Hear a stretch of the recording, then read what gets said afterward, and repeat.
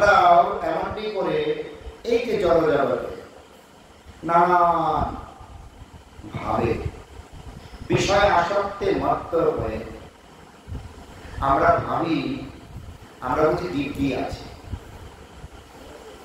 কিন্তু সময়ের ব্যবধানে সেই দিব্যি থাকাটা আর দিব্যি থাকে না। পশ্চাৎ জীবিত জড় জড়ে বার্তা কপি না পৃচ্ছতি। সময়ের ব্যবধানে সেটা এমন মনে হয় যে যেটা অনেক আগে চিন্তা করেছিলাম আজ সেটা বাস্তব হলো। একটা দশম ক্লাসের ছাত্র দশম ক্লাসের পড়াশোনাটা তার কাছে যতটা সহজ না মনে হয়, সেই ছাত্রটা যখন 12 ক্লাসে উঠবে দেখবেন দশম ক্লাসের পড়াটা তার কাছে আরো সহজ মনে হয়। কেননা একটা জ্ঞান, একটা নতুন তথ্য, একটা নতুন কিছু জানার সঙ্গে সঙ্গে সেই বিষয় সম্বন্ধে বুঝতে পারলেও পরিপূর্ণ প্রকাশ লাভ করতে সময় লাগে। আজ যে জিনিসটা বুঝতে পারছি না, সময়ের ব্যবধানে সেই জিনিসটা ভালো বুঝতে পারছি।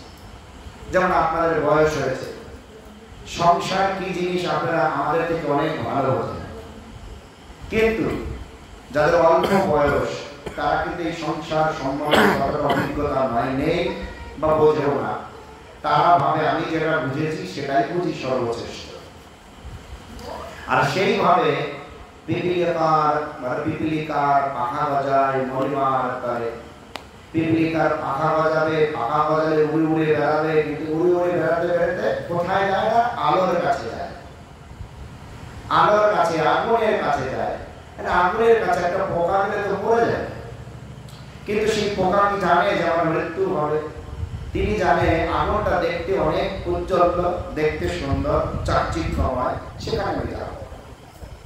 আর সময়ের ব্যবধানে সেই পিপিলিকাটার মৃত্যু বা তার প্রাণ হয়। তদ্রূপ বিষয় ভোগের তাড়নায় ক্ষণিক সময়ের জন্য আমরা যখন ভোগে প্রবৃত্তি লাভ করি, তখন আমাদের কাছে আনন্দ বলে মনে হলেও সময়ের ব্যবধানে তা শুধু দুঃখের কারণ হয়ে দাঁড়ায়। মানে কথাটা এমন, বিচার করেন সৌরভ প্রভু একটা বড় আম বাগানের পাশ দিয়ে যাচ্ছে, আর বাগানটার মালিক হচ্ছে কে? নীলাংশু। নীলাংশু বড় ধনাঢ্য ব্যক্তি, বড় বাগানের মালিক, ভদ্র ব্যক্তি, ভালো মানুষ। আর সৌরভ প্রভু স্বভাবে ততটা ভালো না, দুষ্ট। পরের বাগানের পাশ দিয়ে যাচ্ছে, হঠাৎ করে তার চোখে পড়লো সুন্দর সুন্দর আমগুলো পেকে আছে। সে তো দুষ্ট, সে কি করলো? তুরন্ত জলদি জলদি দেওয়াল টপকিয়ে, হাত আর পায়ের সাহায্যে দেওয়াল টপকিয়ে আম গাছে তুলে চড়ে হাত দিয়ে আমটা পেরে মুখ দিয়ে আমটা খেলো।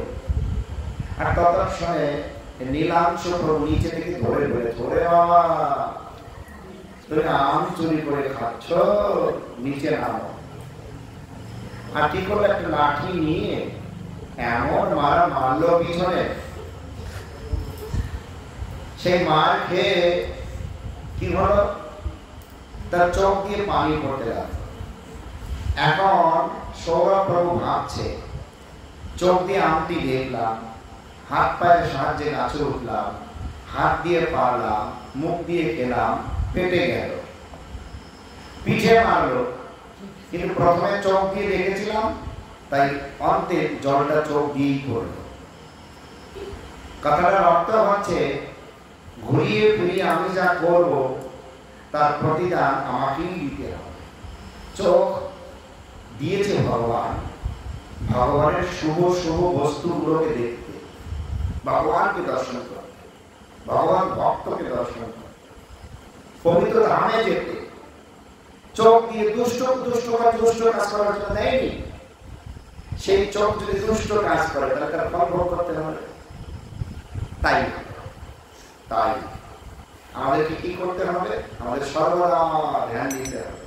আমরা এমন কোন কাজে লিপ্ত হব না যাতে করে আমরা তার ফল ভোগ করতে হয়। কেমন? হরে কৃষ্ণ।